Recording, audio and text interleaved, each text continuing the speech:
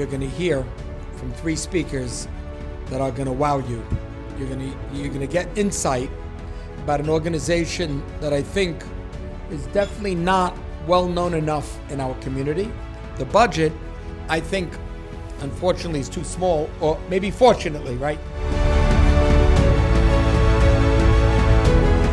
The model of the organization is we want to subsidize therapy for boys and girls in the Jewish high schools across the country. The organization helped out over 700 schools across the country that they're connected with. We enlist the teachers and the principal as case managers. So whenever a case comes to us, usually through the school, the teacher or the principal is the one that's providing us with progress notes about what's going on. We literally just write out checks to people that are in need of services, that people that can't afford, and people that need this life-saving help.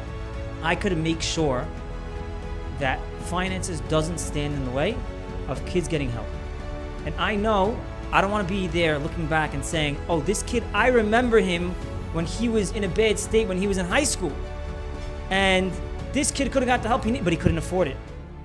And when you think about what would have happened if only this person got into treatment before he was 50 years old, before everything was broken, before the marriage was on its final stage, its final step, what if we finally had a way to speak to that person when he was younger, he was amidst the struggle, and we had the ability to help him? Number one, the treatment is much shorter, costs a lot less, very often doesn't require profound specialty.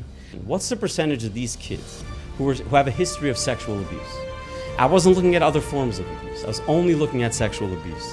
When it came to these organizations with these kids who were there, the lowest number I got, the lowest, was 50%. That was the lowest. Average was 60 to 80%. And girls, by the way, it was above 80%. And I just hope that we do our part. And not only finding those words, some people have the ability to ask those words, and other people have the ability to support those who ask those words. To be the one who could contribute to that journey, we save lives. What we don't realize is that there are a lot of people who have high numbers and come from a lot of trauma. But there's another half of Ezer LeNefesh. There's a lot of people that live regular, normal lives, but they have mental health challenges. Their parents are regular people. Their parents are your friends and my friends. Their homes are healthy. But all of a sudden, their fourth kid has an OCD problem. Their third kid has a ton of anxiety just because that's how they're made up. And that pain leads to most of the stories we're talking about. Here's the fact.